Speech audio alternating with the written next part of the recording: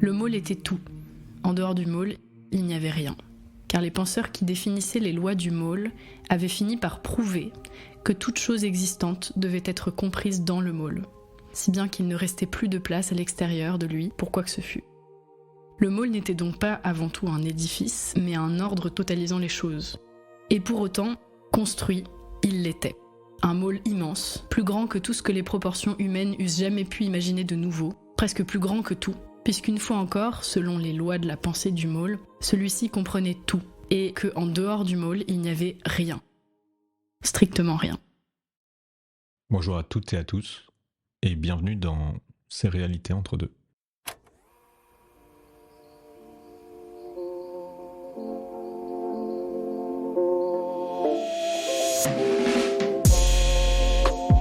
Entre deux moments de vie, entre deux espaces d'un instant, plongez-vous entre deux mondes. Entre nous, entre les quatre yeux du présent et l'imaginaire. Entre éveil et rêve, entre ce qu'on peut en comprendre et ce qui nous aura échappé. Entre deux réalités. Épisode 2. Entre deux wagons.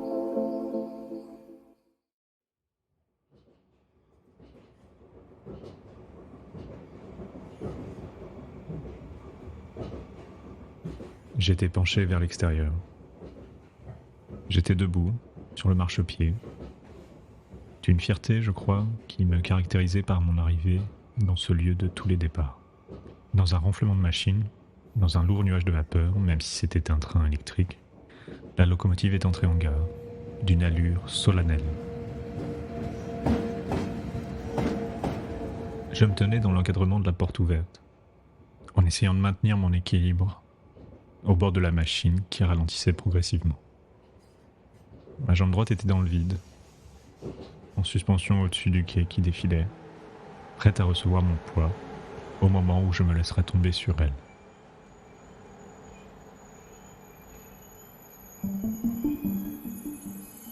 Je me sentais d'une grande force en abordant ce nouveau monde. Je me sentais prêt à l'arpenter, plein d'ambition, très curieux, d'une curiosité renouvelée, comparable à celle d'un conquérant qui posait le pied sur un nouveau monde, ou comme un nouveau-né, à la destinée encore vierge de tout dessein. Pendant un instant, je me suis demandé d'où je pouvais bien venir, parce que j'avais rigoureusement aucun souvenir d'être monté dans ce train ou du voyage interminable qui avait dû précéder. Il devait avoir été interminable, car je sentais une grande impatience d'arriver. Finalement, j'ai décidé que ça n'avait pas d'importance, et que je devais bien être arrivé là où je devais. Car c'était bien dans cette gare et nulle part ailleurs que se trouvait le lieu de tous les départs. Je me suis mis à marcher et je me suis dirigé vers l'autre bout du quai en émergeant de la vapeur sans le moins du monde la troubler. Un peu comme une ombre qui jaillirait de l'indétermination d'un rêve. Une ombre qui apparaîtrait dans son propre reflet dans le réel. La gare était pleine, mais très silencieuse. On arrivait de partout, sauf du quai où mon train s'était arrêté. Et pourtant, en creusant dans mon absence de mémoire, il me semblait que le train était bondé. Et oui, il était plein. Alors je me suis arrêté un instant. J'ai regardé à droite, j'ai regardé à gauche, sans chercher quoi que ce soit, mais en essayant de trouver une direction à prendre. Mais comme j'étais vierge de tout passé, comme je venais tout juste d'arriver au monde, en ce monde, je n'avais aucun élément en tête qui pût me permettre de me décider sur une direction plutôt qu'une autre. Je n'avais aucun désir, rien. Alors je me suis résigné à avancer dans ce monde, à me présenter vers l'inconnu en me disant que il suffirait peut-être que je me présente pour devenir présent. Et qu'alors peut-être quelque chose se présenterait à moi. Alors j'ai avancé, j'ai retrouvé ma détermination et je me suis engagé dans l'inconnu qui était peuplé d'inconnus. Ils progressaient à pas rapides, ils se perturbaient tous les uns les autres, s'esquivaient, se bousculaient les uns les autres. J'avais une douloureuse impression qu'ils étaient tous en train d'essayer d'éviter les routes que chacun d'eux essaye de tracer. Alors de mon côté, j'en ai pris une autre, qui était la mienne. Je me satisfaisais de ces méandres, cet inconnu, parce que même si je l'évitais, il me semblait que les remerciements tus de ces personnes que je laissais passer étaient déjà comme une première rencontre. Et de cette manière, l'inconnu en restait un, tout en ne l'étant plus. Et ça constituait donc une première rencontre, même si finalement je le connaissais pas. Et à cette pensée, j'ai souri encore plus, parce que j'étais heureux de connaître quelques inconnus en tant que tels. J'étais heureux de me dire que j'avais connu d'une certaine manière ce que finalement je ne connaîtrais jamais plus.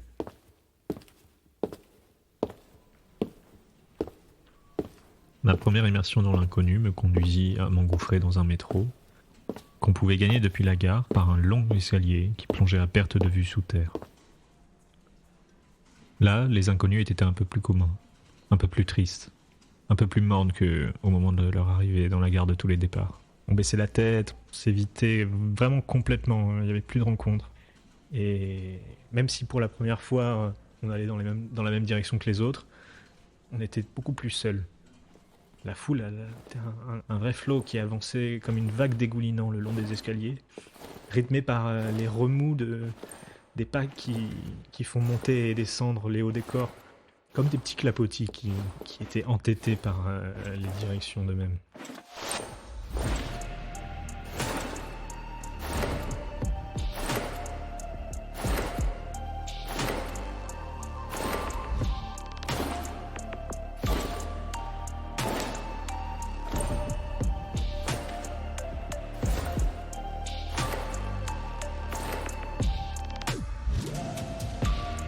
Une fois que j'ai atteint le quai du métro, je retrouvais la même abondance, mais cette fois-ci dans l'immobilité. Tout le monde était statique. Tout le monde s'estompait dans les attentes similaires de tout autre.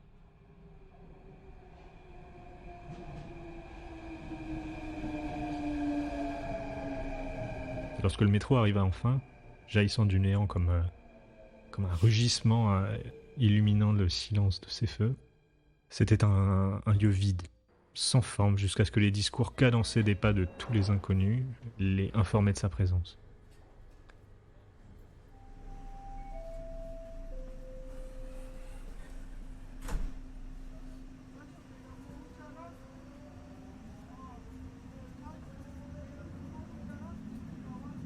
Une fois dans le métro, j'étais debout devant la porte close. Le train a démarré, on s'est engagé dans un tunnel. Et tout d'un coup, je deviens curieux. Avec la même progression de la rame qui reprenait sa route vers les profondeurs du Nouveau Monde. J'ai porté un lent regard sur les abrités du wagon, vers les nouveaux compagnons de voyage, les premiers amis, un peu solitaires, mais les premiers amis.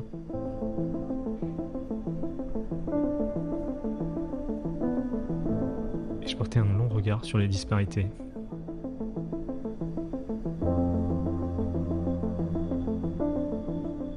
Pourtant, il y avait quelque chose d'étrangement familier qui devenait et qui redevenait curieux dans ce monde. Je savais pas encore quoi. Je me suis détaché un peu de la porte close contre laquelle j'étais adossé et j'ai avancé un peu entre les passagers de la rame jusqu'à une petite porte qui séparait ce wagon du wagon voisin. Sur cette petite porte, il y avait un écriteau qui indiquait « Réservé aux rameurs des chemins ».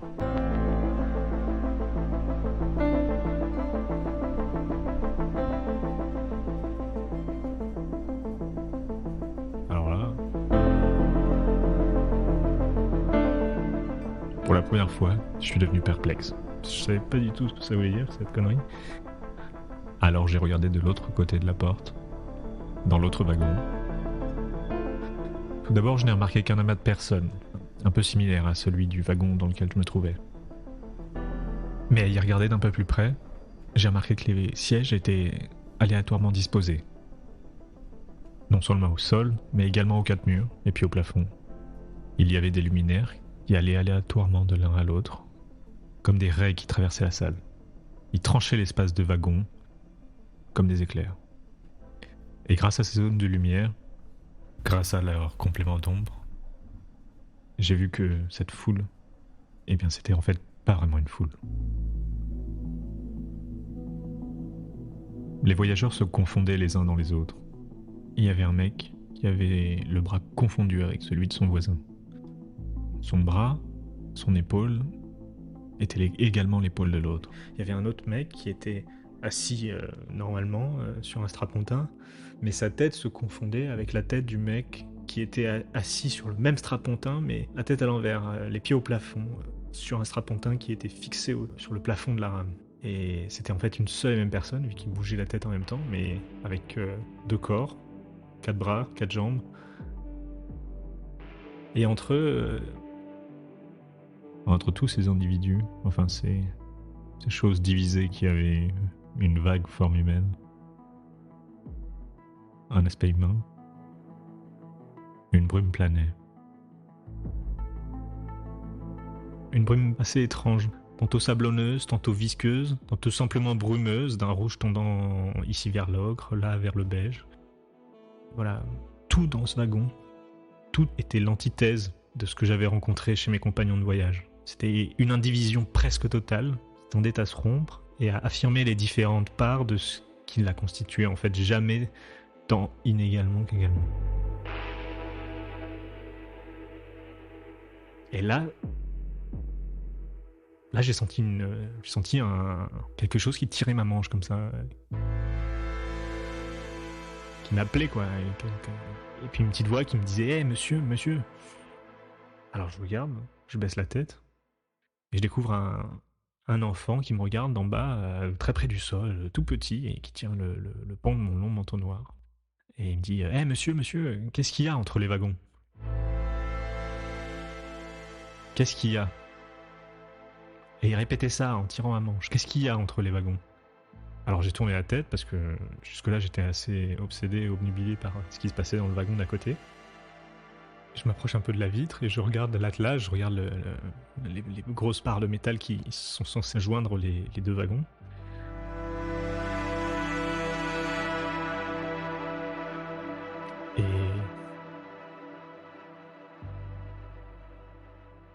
Et je vois rien.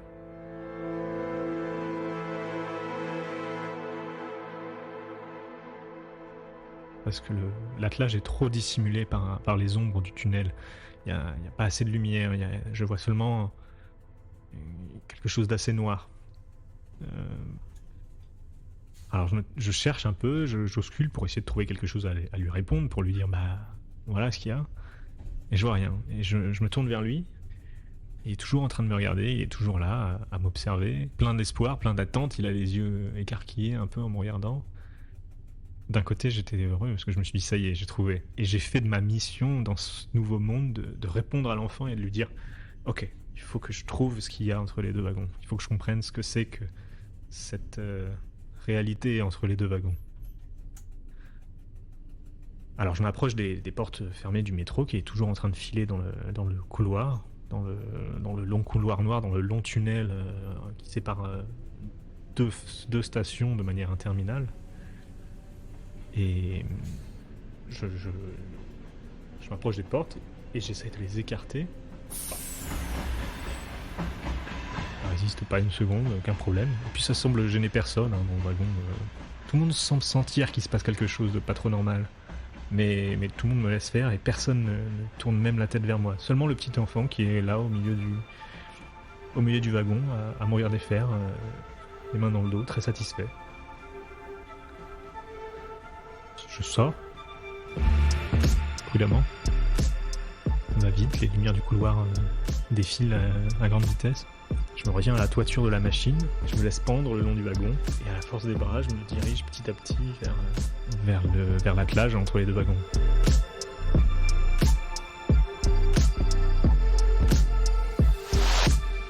Le petit enfant, il s'approche aussi. À mesure que je m'éloigne, je tourne la tête, je vois qu'il m'observe. Je vois son regard sortir un petit peu du wagon par la porte ouverte et observer un peu ma traversée. Alors j'atteins entre les 2 wagons. Je lâche la toiture, je me laisse tomber. Et je m'attendais à rentrer du métal, à rentrer de la ferraille, quelque chose de solide.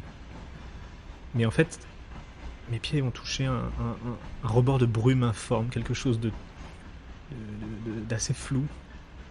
Rien que je puisse discerner en fait. Juste une petite nuance une nuance grisée dans la noirceur du tunnel. Il y avait d'un côté le wagon, d'aspect très réel, celui dont je venais. De l'autre côté, le wagon complètement fou, complètement chaotique. Le wagon absurde. Et entre les deux, un mystère. Qu'est-ce qu'il y avait dans cet entre-deux, entre les deux wagons? Quelque chose vraiment d'indiscernable. T'avais fumé quoi avant? Non, rien. Ok. Et Ça permet d'expliquer quand même beaucoup de choses. Faut que les gens comprennent, c'est subjectif, t'es juste complètement taré. Non mais...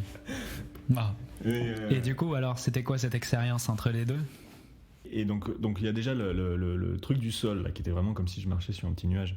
Petite mousse. Une petite mousse, ouais. Ouais, ça me fait penser. Parce que... non. Mais... d'accord. Et alors, pourquoi c'est bizarre de marcher sur une mousse? Bah parce que je m'attendais à marcher sur un je sais pas comment ça s'appelle, un truc qui lie les deux wagons, quoi. Ouais, un raccord tout con. Ouais, un truc en métal, quoi. Voilà. Et c'est mais pour alors, ça que t'as pas de souvenir en fait sur ta vie personnelle, mais t'as quand même une bonne idée de la vie réelle, de la vie de tous les jours. C'est-à-dire que t'as une bonne expérience de vie que t'as encore en mémoire, quoi. Parce que finalement, quelqu'un qui est totalement amnésique, je sais pas, mais est-ce qu'il serait surpris? C'est une bonne question d'ailleurs. Est-ce qu'il serait surpris de l'expérience que t'as faite? Donc c'est comme si t'avais finalement instinctivement toujours un bagage de vie, quoi. Donc tu trouves ça bizarre, mais finalement...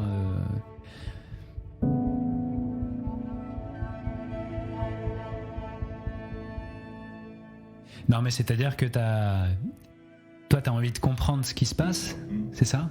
Ouais. Parce que sinon, tu tournes dingue, en fait. Si t'arrives pas à comprendre ce qui s'est passé, qu'est-ce qui se passe si t'arrives pas à comprendre, finalement? Qu'est-ce qui se passe si t'es pas satisfait des explications? Et en plus, on n'était pas témoin, donc qu'est-ce que tu veux que je t'apprenne sur ce que t'as vécu? Bah, c'est intéressant parce que, justement, derrière, moi, je me suis arrêté sur le fait que c'était sympa de marcher sur cette petite mousse. Et derrière, il y a quelque chose vraiment d'indiscernable. Je tourne la tête vers l'enfant qui est toujours là, qui me regarde cette fois-ci de l'intérieur, à travers la vitre, puisqu'il peut me voir maintenant que j'ai atteint cet entre-deux. Et là, j'entends une voix qui me crie Hey, vous pouvez pas rester là, c'est trop dangereux. Je tourne la tête et je vois un homme, tenue militaire, qui manifestement m'avait suivi le long de la rame, sortant du même wagon et il m'avait rejoint sur l'attelage. Et il me dit C'est trop dangereux, vous pouvez pas rester comme ça, entre les deux. Vous pouvez pas rester entre les deux comme ça. Moi je dis bah non, regardez, tout va bien, je désigne mes pieds, je lui montre qu'ils sont parfaitement stables ici, je risque pas de tomber. Et là il me répond C'est pas la chute qui a à craindre, c'est le non-lieu dans lequel vous vous échoueriez. Et après il continue.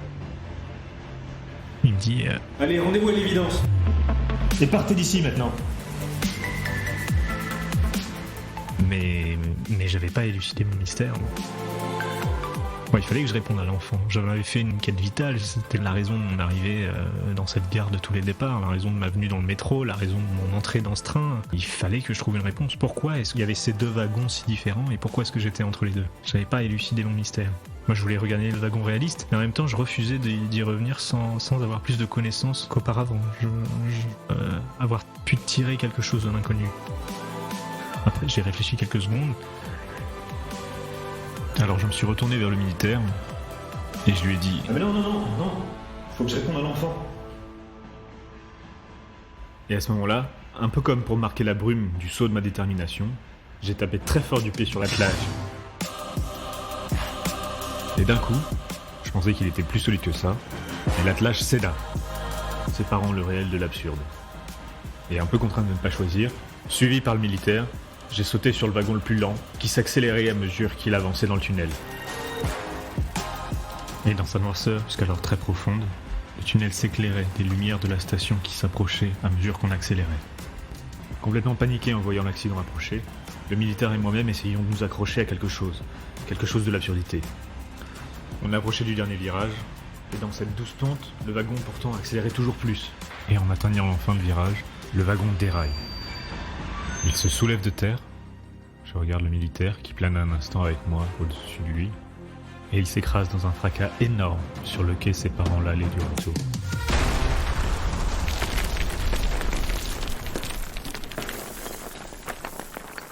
Un très léger nuage de poussière s'élève autour de lui, tandis qu'il termine sa course dans un crissement de ciment qui s'effrite, et puis il retrouvera le repos. Le militaire et moi restons quelques secondes stupéfaits. Et là il me regarde, Mais vous êtes complètement hors de votre tête, vous. et il continue à part, il se retourne, un peu dans sa barbe, et il met... En même temps, pas tout à fait à l'extérieur d'elle. Et malgré la curiosité de cette parole, malgré l'importance du crash, tout ce qui me restait en tête, c'était les derniers mots que le militaire avait prononcés juste avant qu'on déraille. Cette histoire de non-lieu. Déjà, c'est qui ce con ? Enfin, je veux dire, faut pas donner trop de crédit aux gens non plus, mais s'il agit comme quelqu'un qui en sait plus que toi, c'est intéressant aussi. Un non-lieu, c'est quoi un non-lieu ? Donc finalement, c'est cette région entre deux qui est assez indéfinie, on a l'impression. Et pourquoi est-ce qu'il s'inquiète autant pour toi, surtout ? En fait, c'est son devoir, finalement, c'est ça ? Ouais. Parce que moi, j'avais l'impression que ça posait problème qu'on aille dans quelque chose qui est indéterminé. Parce qu'il y a d'un côté le wagon stable, d'un côté le wagon instable. Ça, c'est ça. C'est que il y a un wagon où il y a un désordre finalement, où il y a une incohérence aussi, et l'autre où c'est ordonné, où on peut en tout cas établir des lois plus facilement, alors que l'autre, ça semble être beaucoup plus compliqué de comprendre ce qui se passe, d'avoir un ordre finalement. Et la question, c'est aussi de savoir ce qu'il peut y avoir entre les deux. Est-ce qu'il y a un mot pour décrire ça ? Et en physique, il y a quelque chose ? Je sais pas. Entre ordre et désordre ? Non, je sais absolument pas. Je sais absolument pas. Mais c'est sur l'aspect indéfini, c'est sur l'aspect néant finalement qu'il y a. Toi, t'es sur cette passerelle qui mène entre les deux wagons, qui est physique.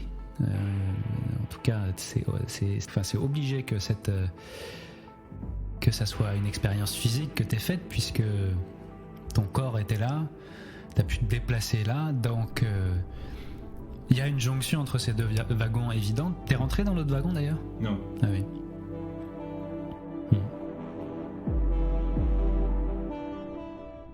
À la radio du militaire, on commençait à lui demander des comptes. On lui demandait quel était l'ahuri, quel était le fou, l'insensé qui avait causé tout ce... qui avait autant déstabilisé le môle. Parce que c'était bien là qu'on était. Et sans le savoir, c'était par cette entrée fracassante que j'avais fait mes premiers pas dans le môle. Alors, lâchant un instant sa radio dans laquelle il bégayait pour essayer d'apporter des réponses, le militaire s'est tourné vers moi et, d'une voix reprenant toute son assurance, il me demanda « Et d'ailleurs, oui, vous êtes qui ? Votre nom, c'est quoi ? Marc. J'ai du mal à connaître Marc en fait, j'ai l'impression que lui-même ne se connaît pas. Il a l'air ébloui de tout ce qu'il voit. Il poursuit une quête sans savoir quelle est cette quête.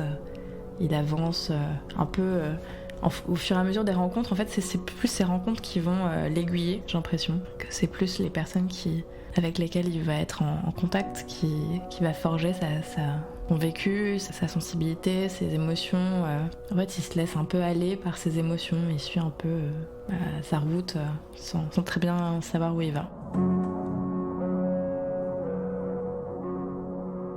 Mais c'est quelqu'un, je pense, d'assez réfléchi quand même, parce qu'il se pose des questions, il essaye de faire le bien autour de lui. Enfin, tu vois, quand l'enfant lui montre l'espace entre les deux wagons, il a aussi envie de le faire, donc il a un côté très serviable. Enfin, il a envie de rendre service autour de lui et de faire le bien. Et donc il essaie d'avoir, j'imagine, des valeurs plutôt positives, d'être une bonne personne, mais sans savoir vraiment qui il est. À mon avis, il est un peu influençable du coup. Je pense que c'est un rêveur. Parce qu'il a justement cette quête d'idéal, sans savoir où il va. Il a envie de se laisser porter par ses rêves, par ses rencontres.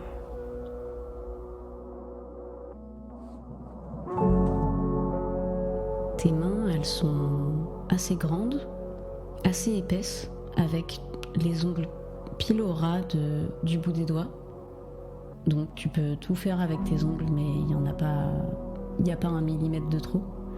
Et c'est des mains qui sont... La paume est assez large, assez puissante. On sent que quand tu serres le poing, tu peux serrer des choses assez fortes, ce qui te sert dans tes voyages à te sortir de toutes sortes de situations et du coup à subvenir à tes besoins de toutes sortes, comme je sais pas, porter, tenir, tirer, enfin toutes ces actions qu'on peut mener avec les mains et qui sont très utiles et qui font de nos extrémités un outil précieux. Et elles sont... Non, il y a vraiment cette paume qui est assez carrée avec le muscle du pouce qui est assez épais. On dirait un peu un petit pilon de poulet qui donne vraiment cette impression d'épaisseur, quoi. Et pourtant, les doigts sont pas très épais, eux. Ils sont même assez fins proportionnellement. Mais du coup, c'est ce qui donne cette impression de puissance, c'est la largeur de la paume. Et c'est les muscles saillants sur le bord extérieur et sur ce petit pilon du pouce qui sont assez épais et qui du coup donnent cette impression de force.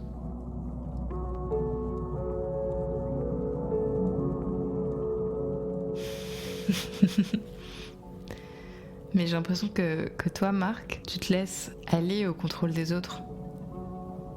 En tout cas, à ce qu'ils te demandent de faire et que tu te laisses tenter par des expériences. Enfin, quand l'enfant te demande d'aller voir entre les 2 wagons, tu y vas et tu ne te poses pas de questions et c'est lui qui t'indique un peu quel chemin prendre. Et c'est pas un contrôle que tu as de toi.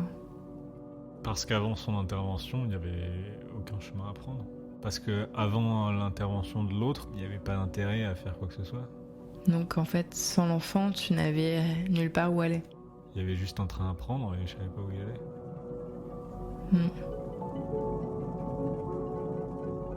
Donc toi, pour toi, le contrôle, c'est pas toi, c'est tes interactions avec les autres.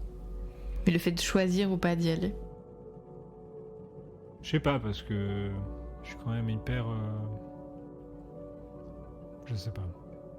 Ce qui est important, c'est d'avoir une direction et d'avoir quelque chose à aller chercher. C'est d'avoir un but. Parce que sans but, et je pense que c'est pour tout le monde, mais sans but, on n'a rien, on n'a pas de... Enfin, la vie n'a pas de sens si on n'a pas de but. Non, ça je suis d'accord. Mais quand tu penses avoir atteint ton but, c'est quoi l'étape d'après ? Bah justement, l'avantage avec la question de l'enfant, qu'est-ce qu'il y a entre les 2 wagons, qu'est-ce qu'il y a entre 2 réalités, c'est une question tellement difficile que c'est un but génial. Mais du coup c'est inatteignable. Ouais. Et du coup le simple fait que ce soit inatteignable, est-ce qu'au bout d'un moment il n'y a pas une lassitude qui se crée de jamais y parvenir et du coup le but perd son sens ? Non, parce que c'est une question existentielle comme n'importe quelle autre. Mais tu vois, quand tu... T'es jamais lassé par une question existentielle. Ouais, mais tu vois, quand tu parles de ce but que tu cherches à atteindre, et du coup, le simple fait de savoir que tu n'atteindras jamais cet idéal ne finit pas par te lasser de tout.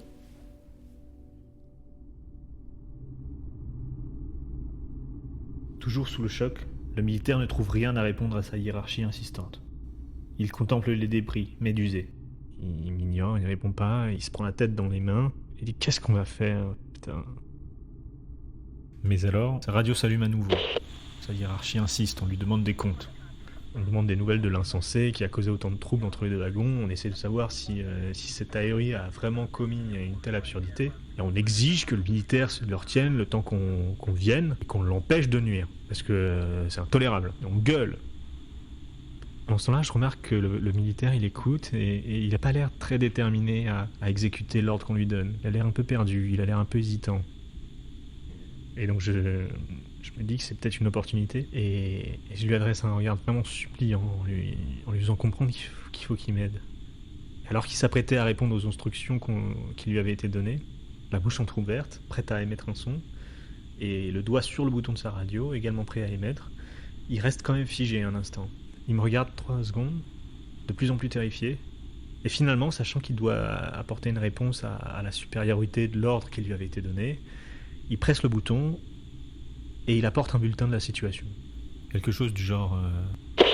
Dans les profondeurs, la température est douce mais agréable. Un peu de nuages à l'horizon, donc aucune précipitation à avoir car la tempête n'est pas au rendez-vous de cette belle matinée. Quelques vents poussiéreux agrémenteront sans doute notre milieu de journée, mais ils ne feront que tout sauter les rats qui, en l'absence d'averse, seront bien heureux. Et puis il me regarde et il me fait signe de déguerpir avant que ça se gâte. Avant que l'orage arrive, en fait. Avant que tout finisse en trombe. Alors je saute du wagon, je descends sur le quai, je déguerpille, et je m'engouffre dans le tunnel noir qui mène à la prochaine station. Mais à l'horizon, aucune lumière. Je m'engouffre dans l'inconnu, je quitte un non-lieu, je quitte cet endroit étrange qui était cette station abandonnée, cette station détruite par le crash, sans vraiment savoir que je quitte un entre-deux réalités, un entre-deux lieux, pour l'absurdité du mall, où je m'engouffrais pour n'en plus jamais ressortir.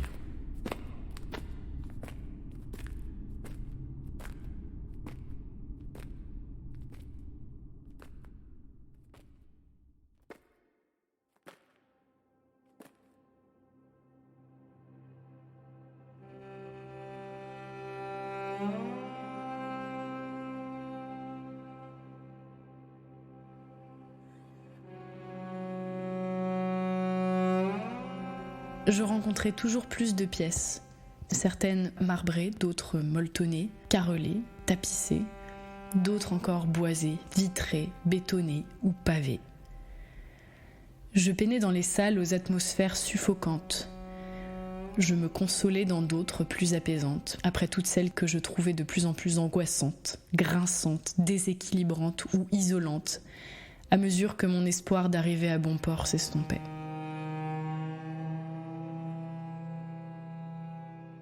Le plus souvent, me semblait-il, quoique l'immensité du mall interdit des règles si grossières, j'avançais dans de longs couloirs de pierre pâle lorsque je n'étais pas dans une interminable succession d'étalages des objets de la totalité du mall. J'appréciais particulièrement les nombreux salons sombres où les habitants du mall se rendaient pour se détendre et danser au son de musique souvent très rythmée, comme je l'avais fait moi-même quelquefois lorsque j'étais étudiante de la pensée.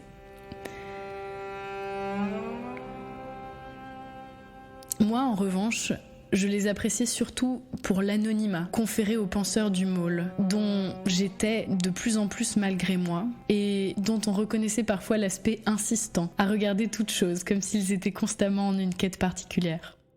Chose qui, dans les faits quotidiens, paraissait absurde à la plupart des habitants du mall, où l'on ne vivait que selon ce qui était proche de chez soi. Dans de telles salles où, immobile comme j'étais, on ne soupçonnait jamais ma présence, je me retrouvais dans un état d'invisibilité.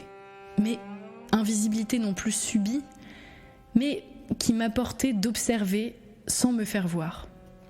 Et plus que toute autre chose, une nouvelle once d'impression d'être hors du mall, d'où je pus observer ce titan d'architecture depuis un ailleurs que nul ne pouvait conjecturer.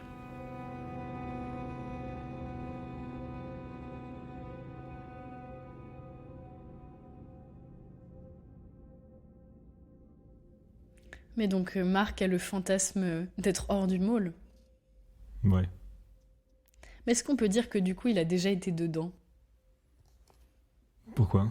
Parce que son expérience du mall, elle ressemble aucunement à celle des habitants du mall en fait.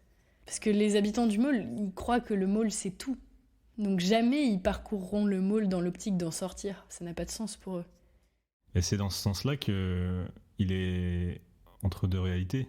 Entre la fiction et la vie de tous les jours, entre la vie des habitants du mall et sa manière à lui de l'aborder.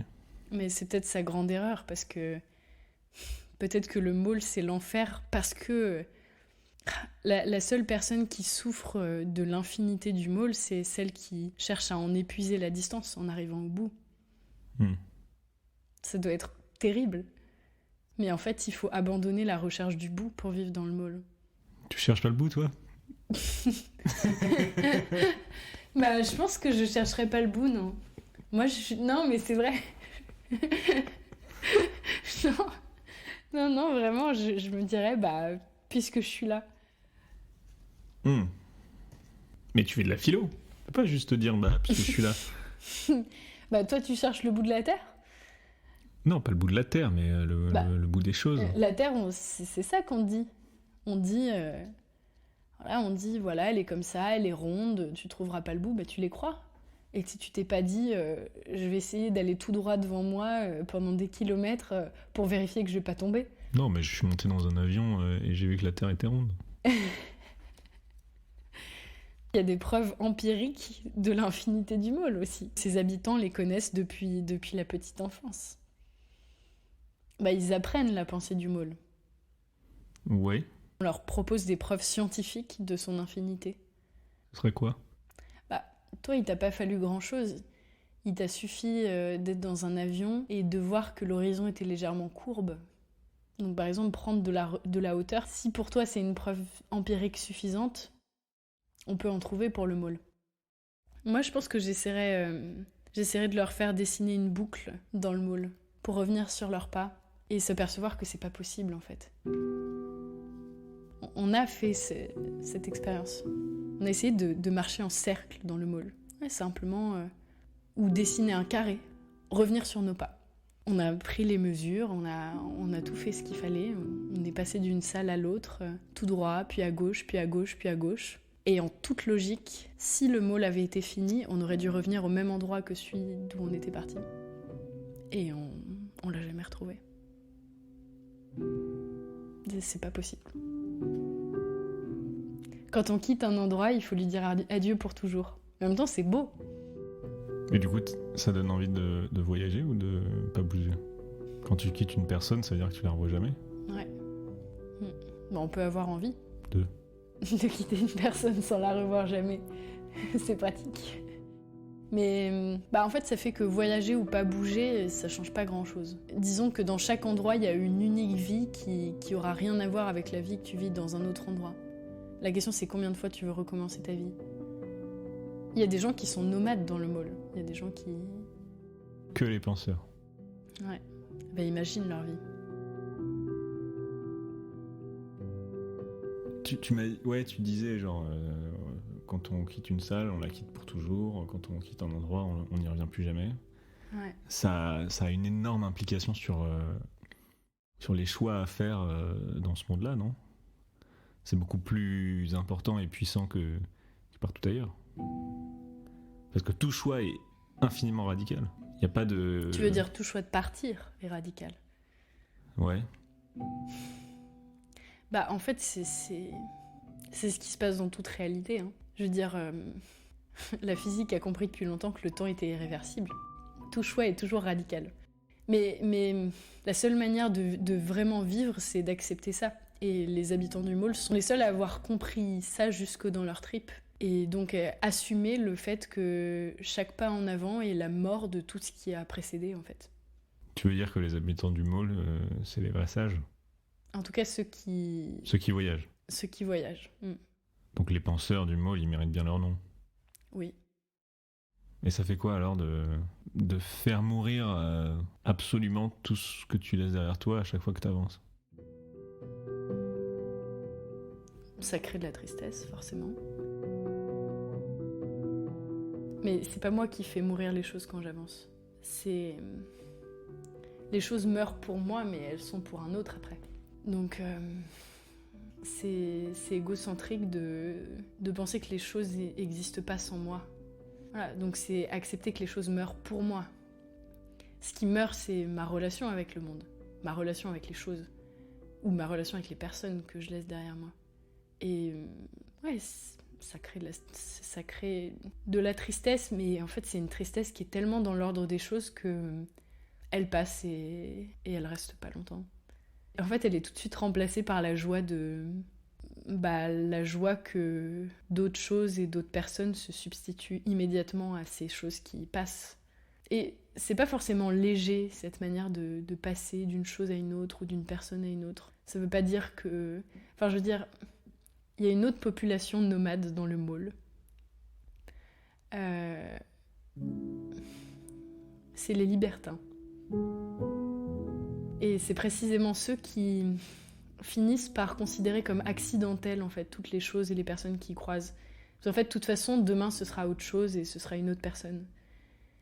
Et donc, en un sens, leur nomadisme signifie qu'ils ne séjournent jamais nulle part. Ce qui n'est pas notre cas. On séjourne, mais on part.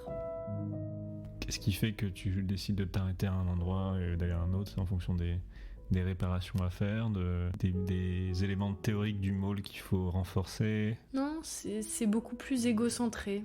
Après, ça va avec le mall, ça va avec les défectuosités du mall. Enfin, il n'y en a pas.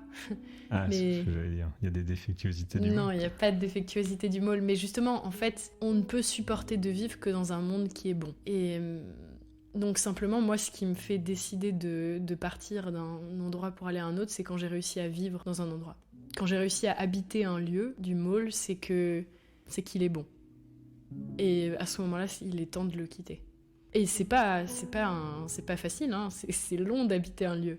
Ça peut durer longtemps. Ça peut durer plus ou moins longtemps, selon les lieux. Donc tout le temps que tu passes dans un lieu, c'est le temps où tu le rends vivable. Ouais. Et comment tu fais ça?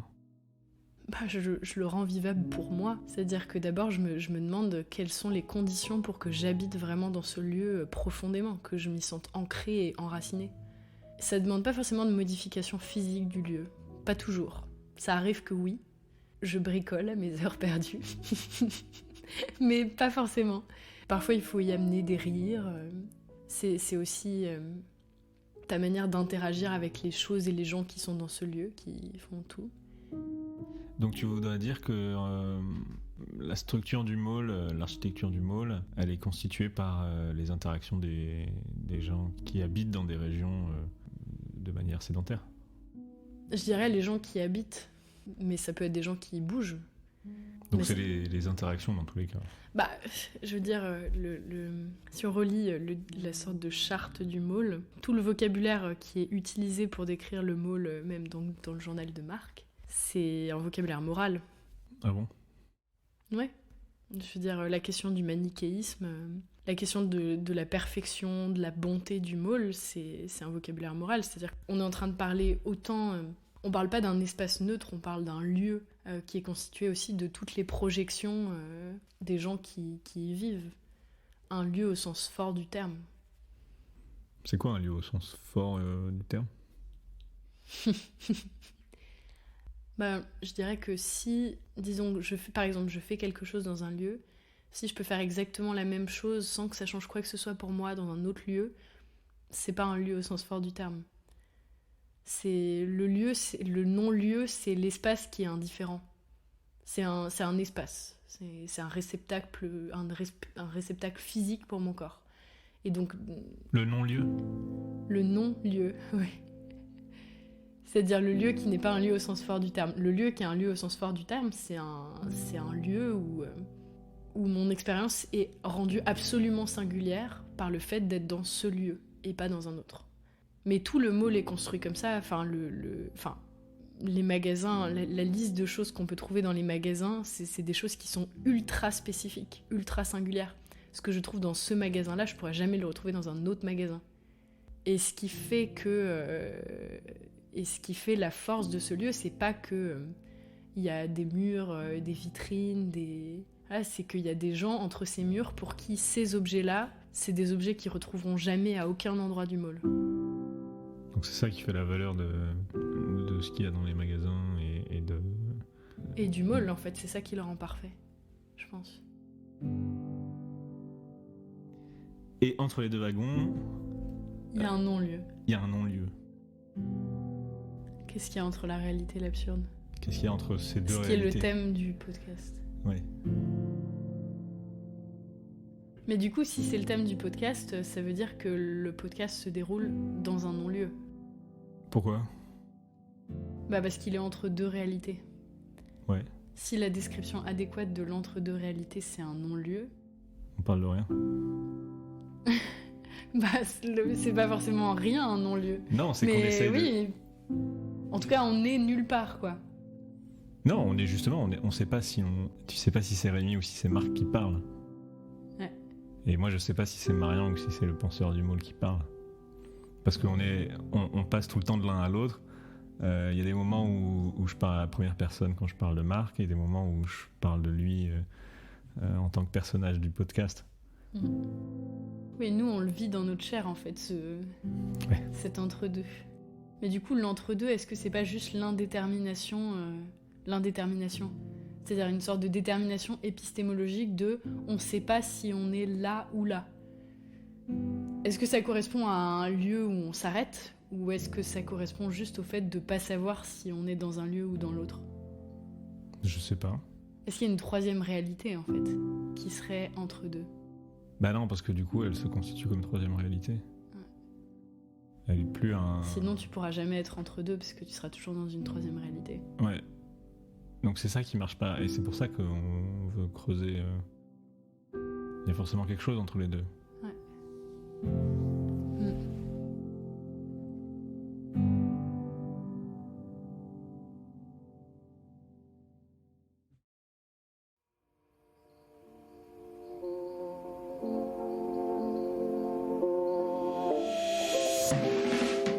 C'était un épisode de Réalité entre deux. Un podcast proposé par Rémi Kunz. Présenté par Marc, avec les voix et récits de Louise Dewael, Marion Kraft, Solène Rigaud et Clément Soulard. Soutien technique de Vagram Agami et du studio du Moulin. Et si d'une manière ou d'une autre, vous sentez une proximité étrange entre deux mondes, entre deux réalités, et que ces réalités entre deux vous parlent, alors écrivez-nous à l'adresse réalitéentre2@gmail.com au pluriel et en toutes lettres. Et puis on verra bien. Peut-être que toutes ces réalités nous mèneront quelque part. Je l'espère. À bientôt, Marc. À bientôt. Et merci d'avoir été là.